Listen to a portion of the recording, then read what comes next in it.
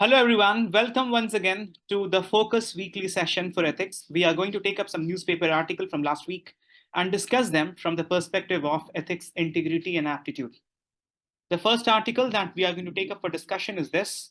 Supreme Court has taken so moto cognizance of the Allahabad High Court order that involved the consideration that groping and breaking the string does not amount to sufficient proof that the accused was determined to commit rape. Basically, the High Court of Allahabad has gone into technicalities to set some objective criteria to prove that that was an attempt to rape. And this order of the Allahabad High Court has been stayed by the Supreme Court. And Supreme Court will look into the issue and will give its own final judgment on the matter. The ethical analysis on the issue will be centered on various aspects. One of the most fundamental thing involved in here is protection of minors. The societal duty to safeguard children's right and their bodily autonomy.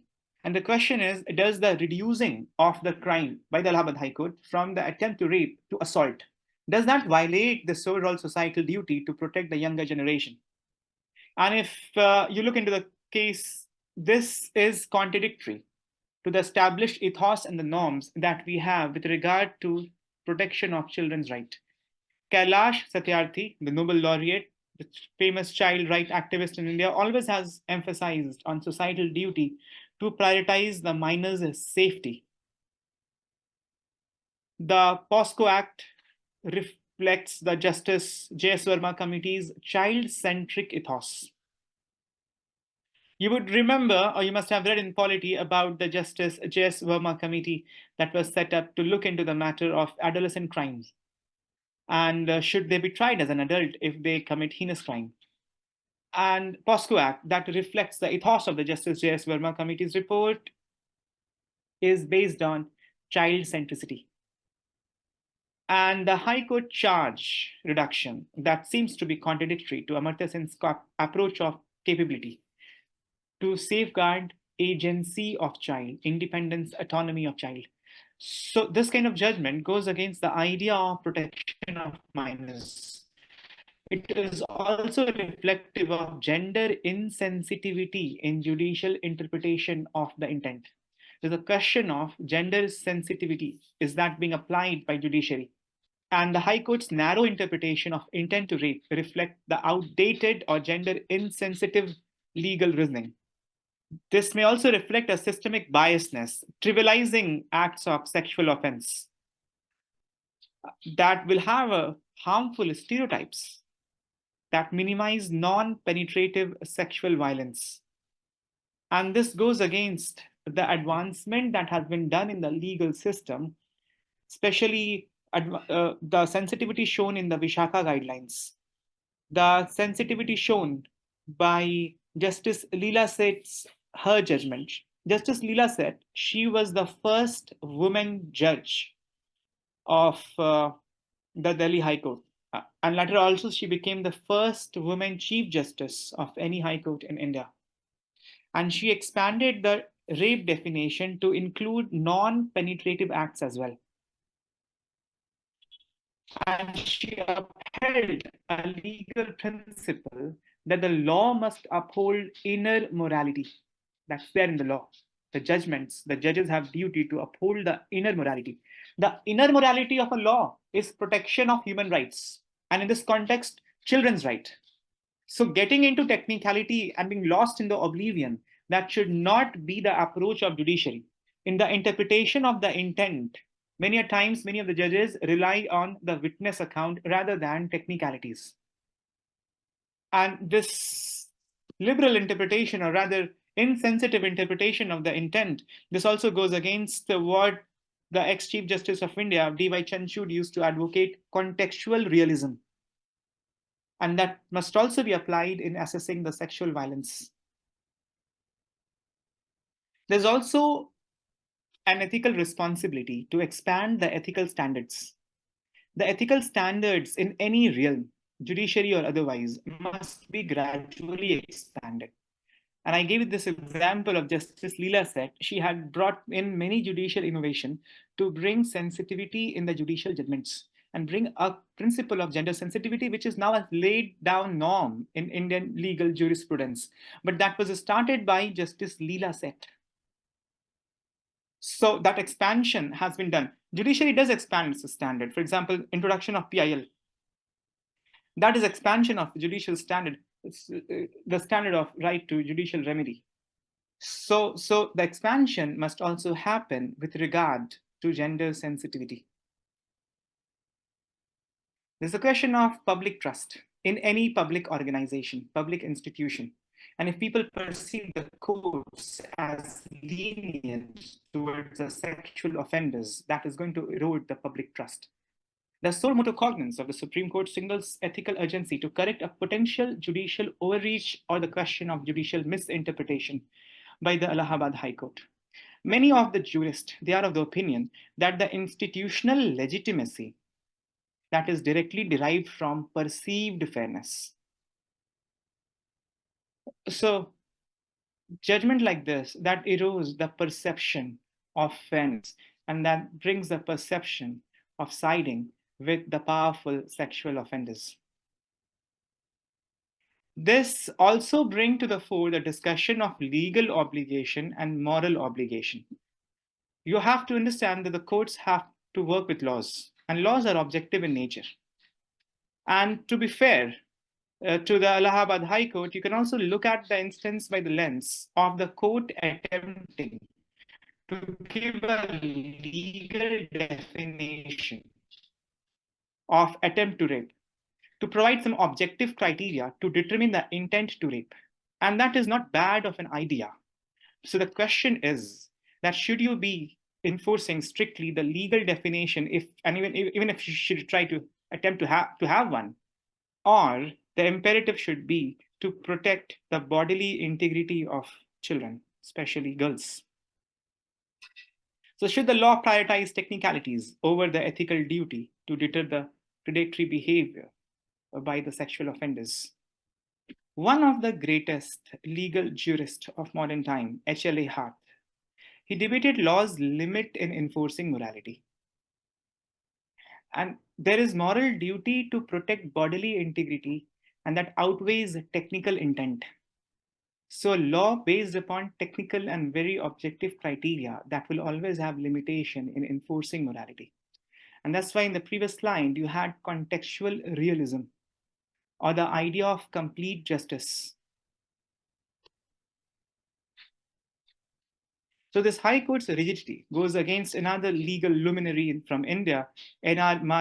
Madhava Menon, and he called for social justice-oriented education. The purpose of all the institutions and all the civilized existence of human being is human well-being. And the laws has to be framed such, the judgment has to be made such that it is oriented towards social justice. The high courts and the Supreme Courts, they set legal precedents. And those legal precedents have huge social impact. Justice A.P. Shah always used to warn against regressive precedents that would erode Dr. B.R. Ambedkar's vision of law as a tool of social reform.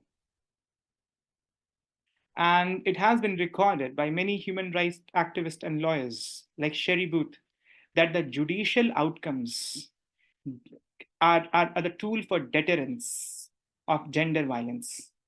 Be it for dowry, be it for domestic violence, the judicial outcomes, the judiciary, the laws, and the implementation of the laws, the contextual and just implementation plays a huge role in the reform of society.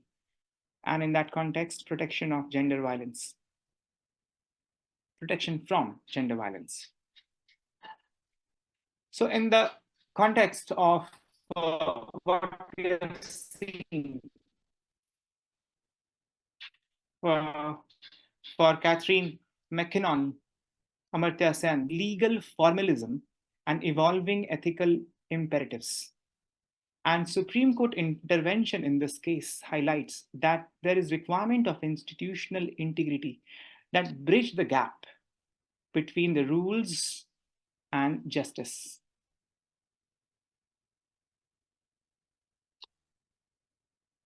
The second article that we are going to pick up for discussion is that has made fervor in the news and on social media, the comic performance by the comedian Kunal Kamra.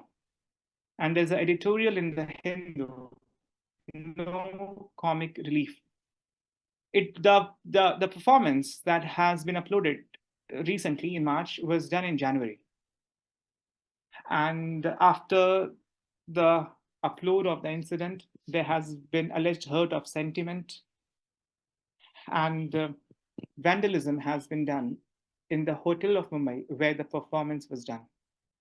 See, in the previous discussions, we have discussed the episode of Samir Rana, his show India's Got Latent, and there we have discussed it that satire has a place, of course. But we also had a balanced discussion that in the process, the words, the choice of words sometimes are important, and sentiments can be hurt, and you have to take care of sentiments of your co-citizens. And the choice of word must always be civil. So the choice of word there in the Samir Rana's Latent show was obviously on the wrong side. So we had a discussion on, in that context, on the importance of the choosing of your words. In this context, a specific word, gaddar, traitor, was used. And this word is a center of controversy, not as much as the overall parody. But the sensitivity has been shown with regard to this particular word, and this perhaps has triggered the vandalism was done. But as a civil service aspirant, you don't have to just look at things what is being shown in the news or in the social media. You must have a bird eye view and a broader understanding, and you must be going beyond what meets the eye and analyze the situation cohesively, comprehensively. And in attempt to do that, let's have a little bit of discussion on this. The first and foremost of all would be the question of suppression of free speech and satire. The question of suppression of free speech we have done in the previous, just last week, the session of Focus Weekly. And there we have discussed the importance of free speech. This is something that you must have prepared on your fingertips, because somewhere, here and there, in section A or in section B of the question paper, you will have to deal speech. This we have done, so you might be having the content already. If not, you have missed it, you might like to visit it and see, because that is an important area. Somewhere it will chip in somehow in the question paper, and you'll have to deal with the issue of importance of freedom of speech and expression the year you will write your mains exam. So this elaborately we have discussed. Satire is a cornerstone of democratic discourse, and that enables critique of power in a sense that sometimes is humorous and it is engaging. That's not outrightly confrontationalist. And we have dealt the importance of satire earlier in the previous episodes when we are talking about the Samir Rana shows and importance of satire. And in philosophy, there's a space for importance of satire, and different philosophers and authors, they have used it as a strong medium of persuasion and communication. So there's a question of protecting this means of communication. There's also a question of rule of law. You understand, rule of law entails many things. Rule of law entails virtuous laws, and then the consistent application of those virtuous laws. But the comedian Kunal Kamra has been charged with various provisions of Bharatiya Nyaya Sanhita for promoting enmity, which is allegedly the misuse of the law. Promoting enmity is a criteria for arrest, of course, and is meant to curb hate speech, not satire. But this provision is being used against the comedian that may be called as misuse of the law or against rule of law. The article highlights certain other things with regard to violation of rule of law. Unauthorized structure demolition. The comedy club, I think it's called as the Habitat, where the performance was done, part of it has been demolished by the Mumbai municipal body. And the detail has not been yet out whether it was completely illegal or not, but the allegation is that the construction was illegal. But that was suddenly discovered overnight. that the construction was illegal after the episode of Kunal Kamra came out and the demolition happened. And that is allegedly arbitrary state action. And this arbitrary state action is against the idea of fairness, the idea of justice, John Rawls' fairness doctrine. It is against impartiality. The question is that there must be other structures which are also illegal. And what about them? So, this selective use of law is against a rule of law. It was allegedly used as a tool for political vendetta. The article also highlights certain other aspects, like misapplication of defamation laws, which will also violate rule of law. Defamation charges has been initiated by police, not the aggrieved party. Although the name of the current deputy chief minister has not been taken, but all fingers are pointing towards him, and it's amply clear because of other references. Though there is no doubt that the person that he was referring to was the current deputy chief minister. He is the aggrieved party, if anyone. But he has not pressed the charge. And that is violation of the defamation law. In defamation law, the aggrieved party has to directly initiate the process, and the third party cannot do it. That is exploiting laws to silence criticism. With regard to violation of rule of law, there are other points mentioned in the editorial article. Invoking hurt sentiments to justify suppression that weaponizes identity politics. That is prioritizing political loyalty over pluralism by the law enforcement agencies. And sentiment has been hurt that should be used very sparingly only when there is immediate threat to law and order, according to many of the Supreme Court judgments. So just because sentiment has been hurt, that cannot be a ground for curtailing freedom of speech and expression. That is a settled legal position as per many Supreme Court judgments.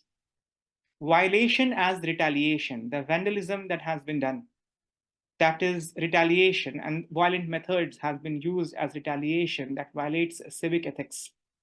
And if we normalize this mob justice, that will erode the trust in the legal recourse. That is against Kantian idea of duty ethics, that is against the idea of any normative ethics. There's also a question of moral consistency mentioned in the article. It has been said that the politicians like Ajit Pawar, working closely in the present government, have used a similar term. The same word has been used by others, and one of the cabinet colleague as well, without any backlash. So this highlights a dual standard that is being maintained. That's against the ethical idea of moral consistency. Such kind of high-handedness and the mob justice could also result in chilling effect on democratic discourse. If there is a culture of fear, there is deterrence from speaking out your mind. That will deter citizens and artists from holding the power accountable. That will be a roadblock in the path of implementing the Socratic principle of speak truth to power.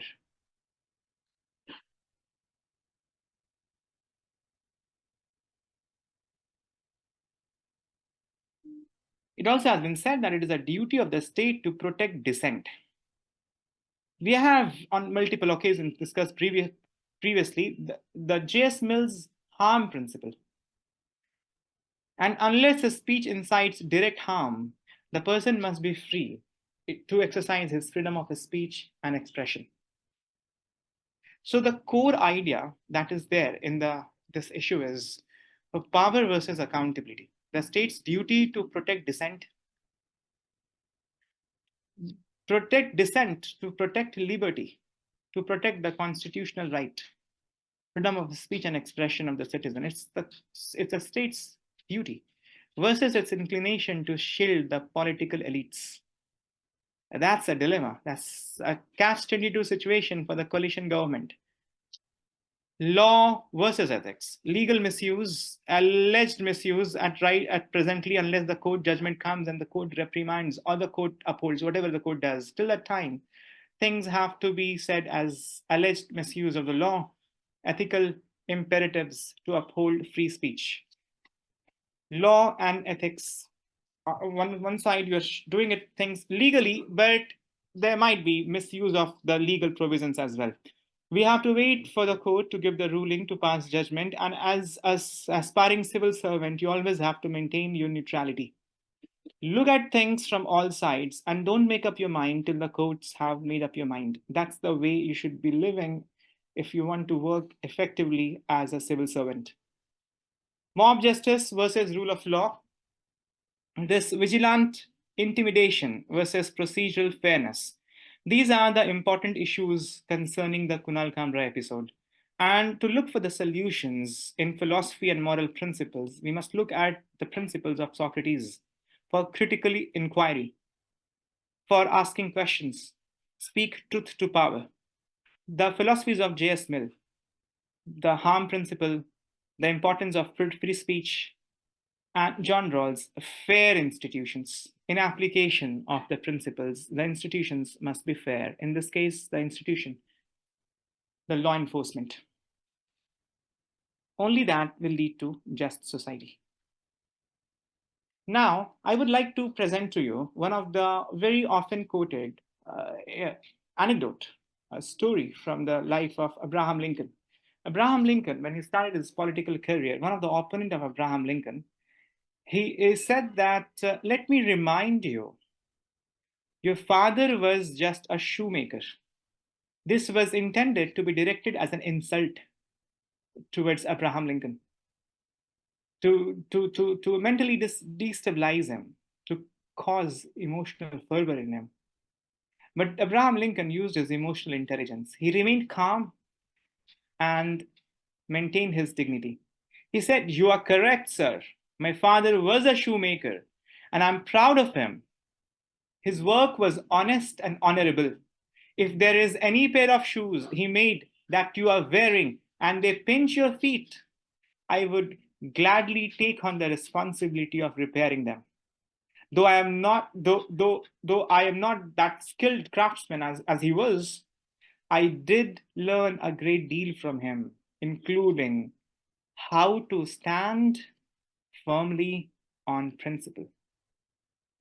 See, there's a little bit of humor here also. If the shoes are still pinching you, that was a humorous part. And there's emotional intelligence in firmly giving the message, not losing your cool if somebody tries to insult you. That's how the leaders take it. Have a broad shoulder, has a strong cheek to take insults and convert it into an opportunity and give it back. That's what make you great. That's what make you a statesman. I give you another instances. Gandhi has been insulted by the whole of the British media calling him half-naked fakir. When he met the king there, when he went there for a roundtable conference, he was been asked, "Why you're half-naked and you've come here half-naked to meet the king? How dare you?" And he answered to the people around very calmly that the king is wearing the clothes of two people. He's wearing mine as well. So somewhere has to be partially dressed. There are many stories as to what was the exact reply of Gandhi, because that was not documented properly. But here is one of the reply. What I told you was another possible reply what Gandhi gave. But he took the insult. This is real. This was called half naked all over the British media. He took the insult very well and gave it back. Gave it back with satire, gave it back with humor, and went on. He didn't got caught into it, and he did not try to initiate any kind of retaliation back in India and ask his followers to call names to the British officers and find their weakness and find opportunity to give back the insult. No, no, no, no, no, no. That doesn't make you great.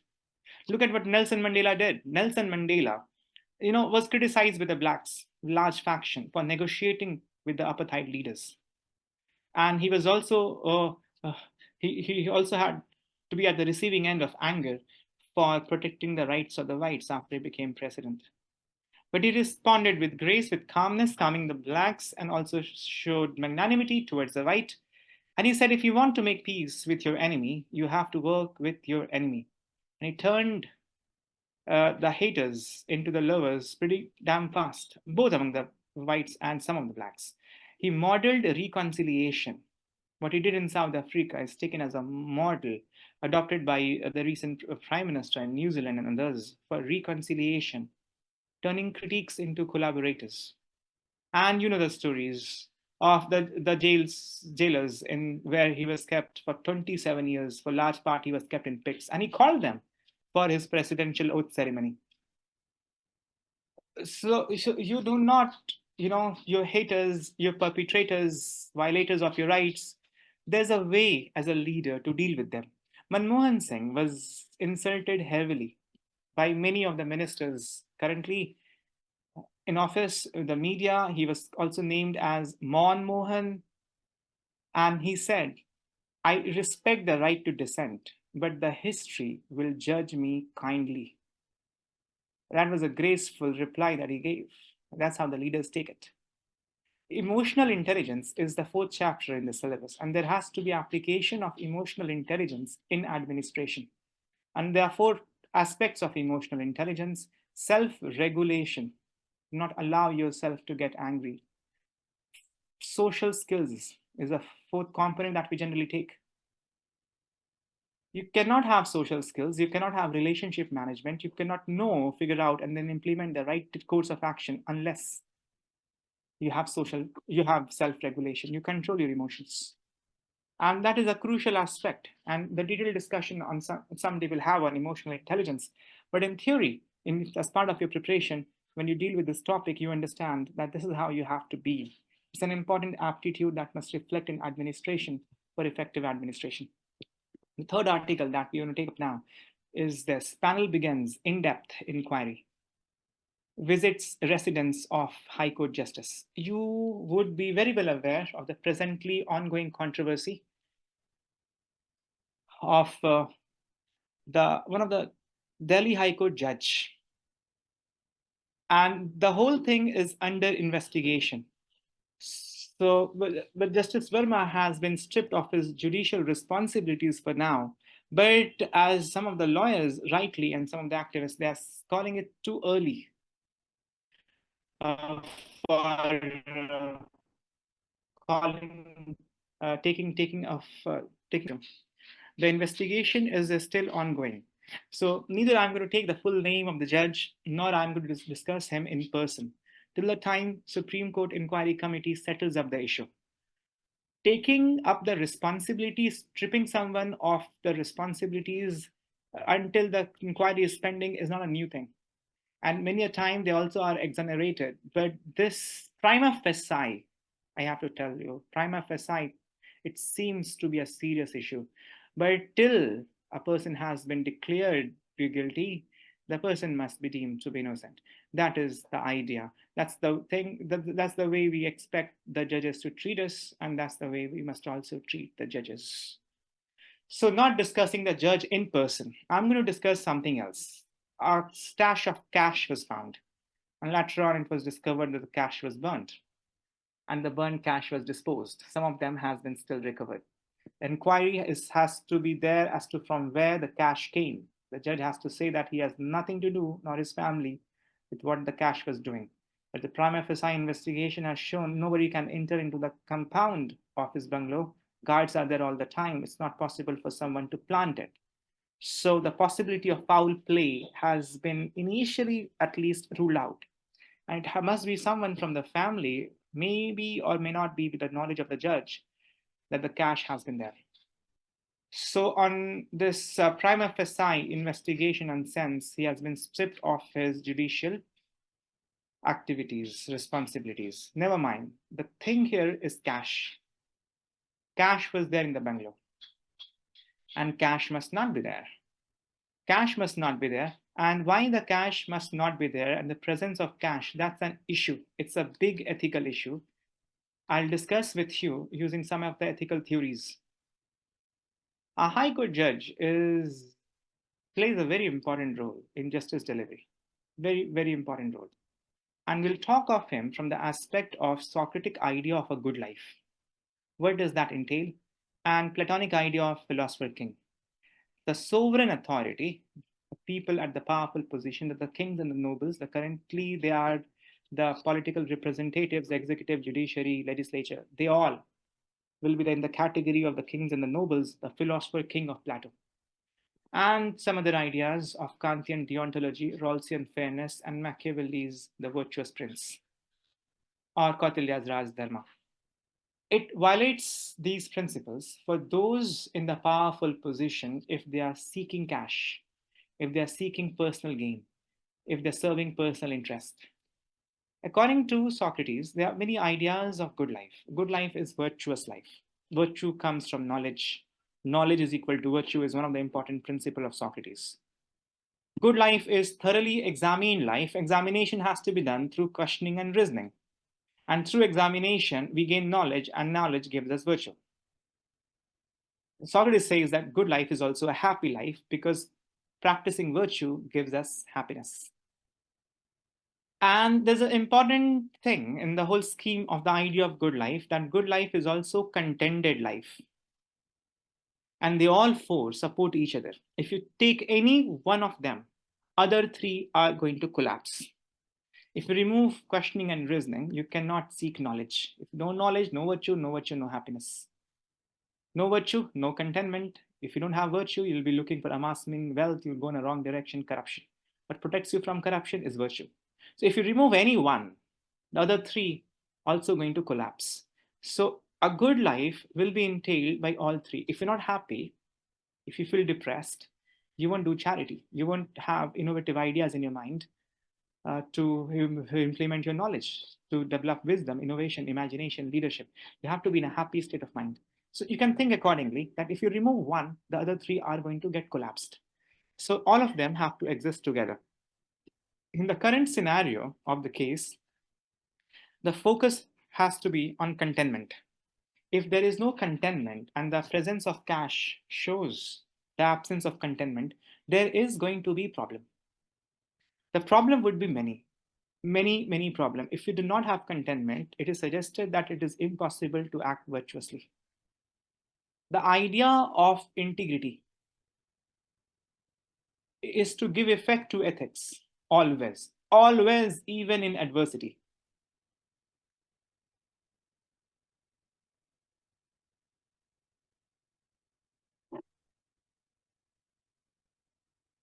And when the adversity comes, and this adversity could be of any kind. This adversity could be the threat to you to suspend, force you for resignation, transfer, punishment posting. This could be any kind of threat to insecurity for your family, threat to your life. There could be many kind of adversity. And when the adversity comes, even then, you hold on to your belief, your value, your ethics. That is integrity. And it is said adversity is basically the test of integrity. Integrity is giving effect to ethics. But if you continue to give it, even when the time gets tough, then really you are the man of integrity. Now, in this whole idea of holding on to your belief when things get tough, the question is of contentment. The more contented you are, the easier it is for you to go through difficult situations. And if your boss, your seniors, they are threatening of dismissing you from the job, if your material consumption is very high, then that will be immediately enormously difficult situation for you. You can't cope up with that standard of living if you lose your job. So you will be willing to compromise. But the material consumption, if that is to the minimal, then that's not a real threat for you. You've done your savings as well, and you can continue for some time, even without a job, and you can actively seek the job. The threat amount of fear that you will have, there's no EMI burden. You're not consuming more than you are creating, producing, or earning. There's no question of taking loan and having the fear of EMI and their recovery. You don't get into all those. And in long term, you can be virtuous if you have integrity. You go through adversity only if you are contented. And that is why the inherent material need of a person in the public office must be less. If there is no contentment and you're actively seeking for luxuries, then there is no possibility of virtuous life. So if contentment goes, then the other three also goes. Virtuous life goes away, knowledge, wisdom, examination of your life, happiness, they all go away together by going away of contentment. So this is one of the way to look at it, and how you should analyze that why it is so wrong that there was so much of cash, even if that was not completely illegal. Maybe we don't know what the possibilities are. Maybe it was a family business, we do not know, or maybe he was doing some side business after the court timings. Maybe he's doing something online. We do not know, but the possibility is very bleak for those things. That amount of cash may not come from anything that you do part-time. And in terms of the modern remuneration of the current market, whatever you do in your extra time will not corroborate with the amount of cash that is there. So that means there is some other source. That is another thing. But that means you're not contented with what you are getting, the presence of cash. And that is a problem.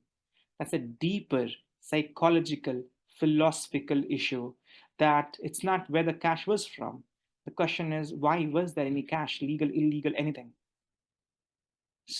The judge, the higher you are in a position of power, the higher should be your contentment. We can analyze the whole issue from the Platonic theory of justice, this model of Plato, that justice comes in two copies, internal justice and external justice. And internal justice is basically harmony of soul. And the soul has three parts, according to Plato: reason, emotion, and desire. And there has to be supremacy of reason. That means a reason part of the soul must control the emotion part of the soul and the desire part of the soul. The desire must be under the strict control of reason. When the desire goes out of control, then there is disharmony of the soul, and then there is lack of justice inside. When there is lack of justice inside, then the philosopher king, the idea of philosopher king is only philosopher is supposed to be king. And philosopher is one where reason is operational. So philosopher is one where reason is operational, reason is supreme. That also means that emotion and desire are in check. So he's the best person to get into public office, and that person is called as king. These two people are the same. The one who gets into public office and the one in which the reason is supreme and the emotion and desire are under check. So the person who has done this, only he must get into public office. This is the entry criteria in the Platonic model, that the king must necessarily first become philosopher. And the philosopher must necessarily have harmony of soul. And the part that is of interest in the current context of discussion is must have desire under control. So if you're looking for cash, if you're looking to do something more and more and earn more and more cash, even legally, even then you're not fit. You're not fit to become the philosopher king. You're not fit to become the ruler. If your desire is more, then you can go to the appetite class. You can go to the producer class and you can become a billionaire. No problem. You pay the tax and you become the billionaire. No problem in that. But the billionaire producer must belong to the appetite class and must be away from the philosopher or the ruling class. The philosopher class or the ruling class must have limited desire inherently in their character. So the question of legality is not here if we strictly look at it from the point of view of Socrates and Platonic model of justice and the theory of state. The one who is the ruler must have the desire under control. Otherwise, he is not fit to be the ruler. This ruler has to deal with lots and lots of money.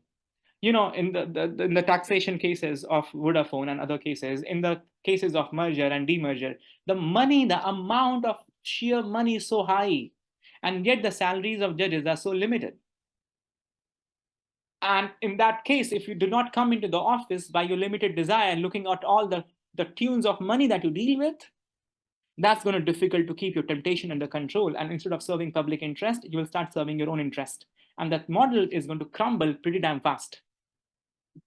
So the thing is that the entry criteria is a criteria of the soul, and desire should be less. So the question is not where the money came from.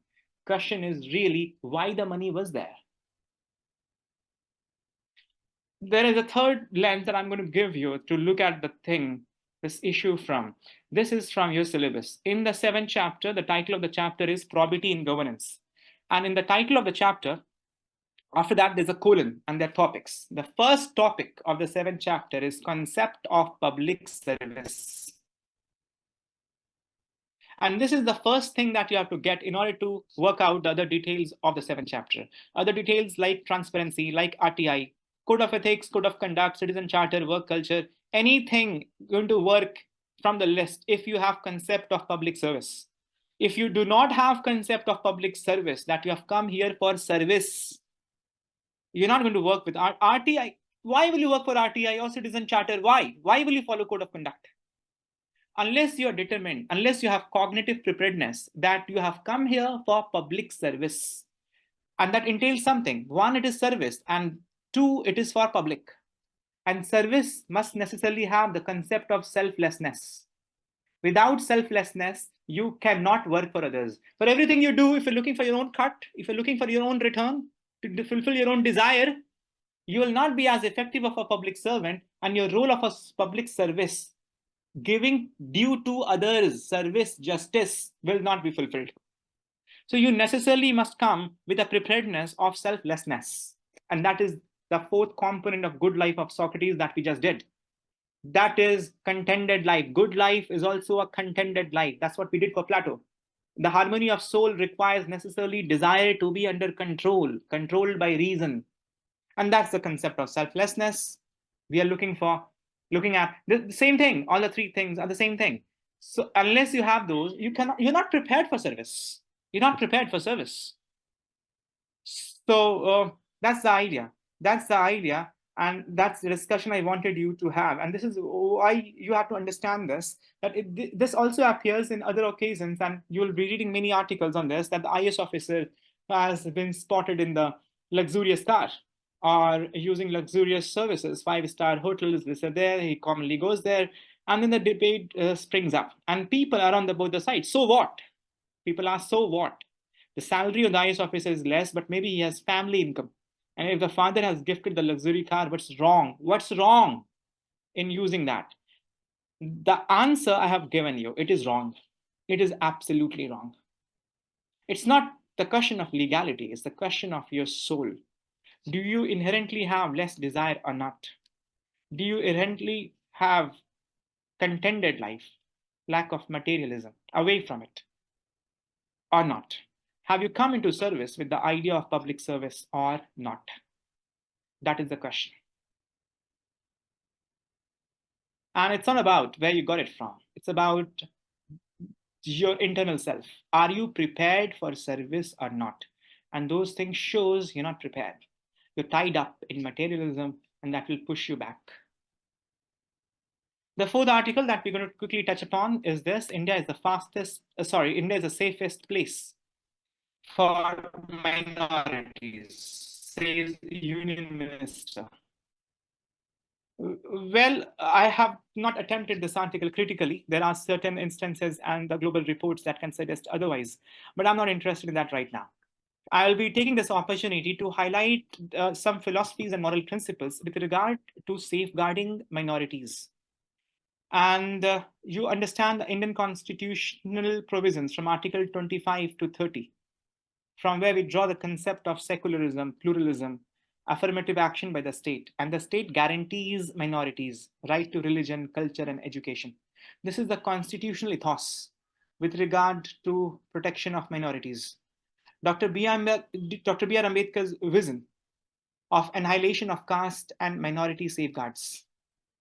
Democracy is not merely a form of government, it is primarily a mode of associated living. That's the quote of Dr. B.R. Ambedkar.